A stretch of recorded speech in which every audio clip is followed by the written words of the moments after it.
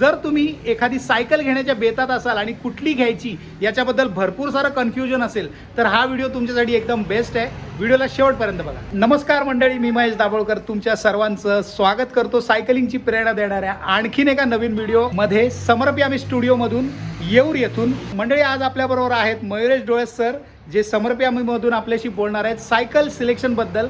So चला तर मग व्हिडिओला सुरुवात करूया आणि जबरदस्त असं नॉलेज जाणून घेऊया सायकलिंगबद्दल. जेव्हा आपण एक सायकल विकत घेत असतो ना, तेव्हा ॲक्च्युली आपण एक सायकलची फ्रेम विकत घेत असतो. All the other parts are going to go through one or the other type of wear and tear. म्हणजे तुम्ही सायकल चालवली तर चेन झिजणार आणि न चालवली तर सायकलची चेन गंजणार. बरोबर. तर त्याच्यापेक्षा सायकल चालवा आणि ती झिजवा, दॅट इज बेटर. आजच्या तारखेचं बिहेवियर पॅटर्न असं झालं आहे की जेव्हा आपण सायकल सिलेक्ट करत असतो ना, तर थोड्या प्रमाणात का होईना आपण इंटरनेटवरती काहीतरी सर्चिंग करतो.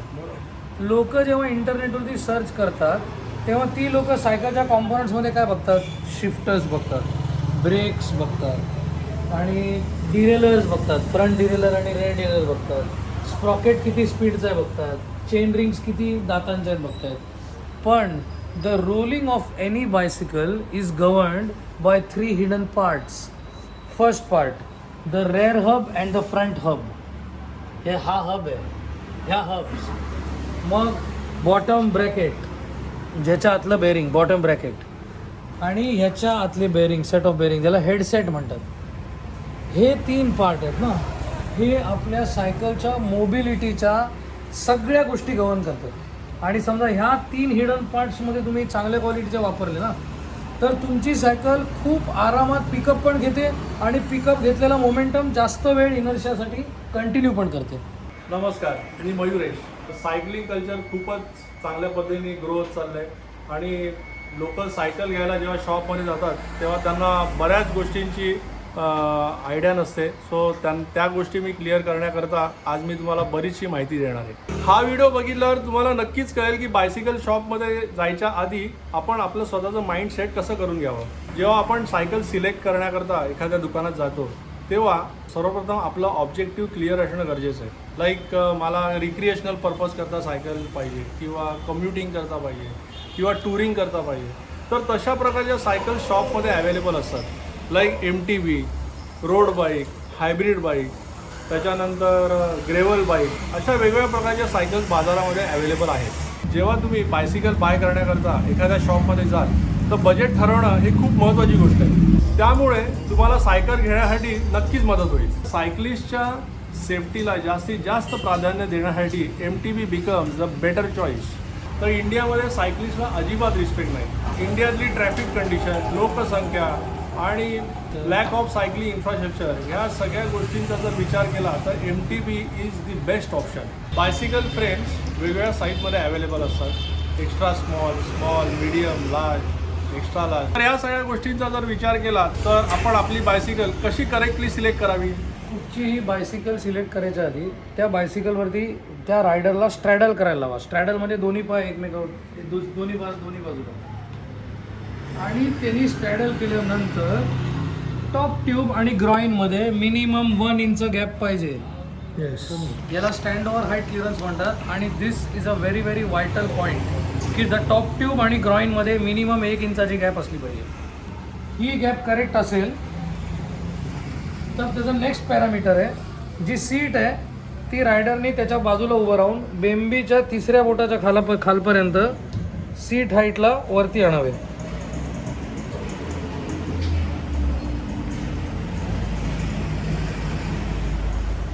आता करेक्ट आलेल्या सीट हाईटच्या सॅडलच्या बीक, म्हणजे याला बीक ऑफ द सॅडल म्हणतात. बीक ऑफ द सॅडलला समजा रायडरचा एल्बो लावला तर त्याचं सेंटर सेगमेंट बोल्टला पोचलं पाहिजे. Centre segment of the little finger ह्या बोल्टवर पोचलं पाहिजे. म्हणजे हे हँडलबार आता एवढं वरती घ्यायला लागेल. ही गॅप आहे. ओके, तर हे हँडलबार वरती घेण्यासाठी आयदर तुम्ही रायझरवाला हँडलबार घ्या, नाहीतर ॲडजस्टेबल स्टेम लावा, नाहीतर स्टेम रायझर लावा. तेव्हा आपण सॅडलच्या बीकवरती एल्बो ठेवून बोल्टच्या स्टेम कॅपच्या बोल्टवरती आपण लिटिल फिंगरचा सेंटर सेगमेंट बघतो, तेव्हा ॲक्च्युली आपण रीच नावाचा एक प्रकार आहे ना, त्याचा आपण गेज करतो आहे. रीच म्हणजे काय, जेव्हा एक रायडर सॅडलवरती बसतो तर how does he reach on to the handle bar, ह्याचं ते मेजरमेंट आहे. समजा रीच खूप जास्त असेल तर मग लोअर बॅकला इश्यूज येऊ शकतात, आणि रीच खूप कमी असेल तर टर्निंग इफेक्ट होऊ शकतं, कारण बारचे एंड्स गुडघ्याला लागू शकतात.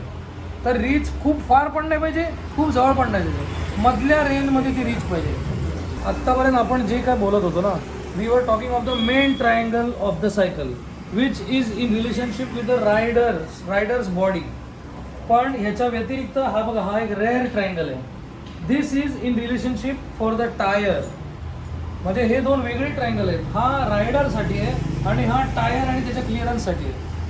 कधी कधी स्मॉल साईज फ्रेम हा ट्रायंगल आणि 29er साईज हा लार्ज ट्रायंगल, अशा पण सायकल येतात. आणि कधी कधी ही मीडियम आणि ही 27.5, ही एल हे 27.5, असे मिक्स ट्रायंगल्स पण असतात. कधी कधी हे पण लार्ज आणि हे पण लार्ज असे पण ट्रायंगल असतात. ओके.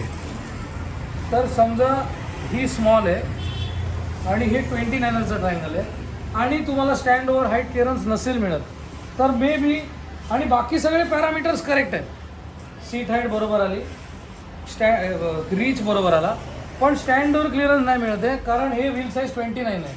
तर ह्यालाच फक्त 27.5 व्हील केलं तर तुम्हाला 1.5 इंचाचा क्लिअरन्स मिळतो. आणि तीच frame just by changing your wheel set तुम्ही ती तुमच्यासाठी करेक्ट करू शकता. जेव्हा आपण सॅडल हाईट रायडरसाठी ॲडजस्ट करत असतो तर एक लक्ष द्या, सॅडलवरती हा बघा मिनिमम इन्सर्शन पॉईंटची एक लेवल मार्किंग आहे. त्याच्यापेक्षा वरती समजा सॅडल आली हाईटवरती घेताना तर it is not correct, not recommended. समजा ह्याच्यापेक्षा वरती आली तर it is not recommended. This is a last point.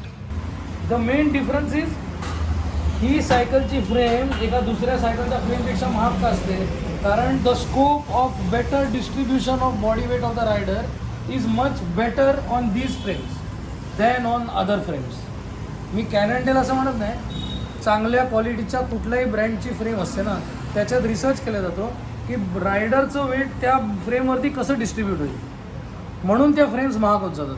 त्याच्यात ट्रिपल बटेड ट्युबिंग असतं.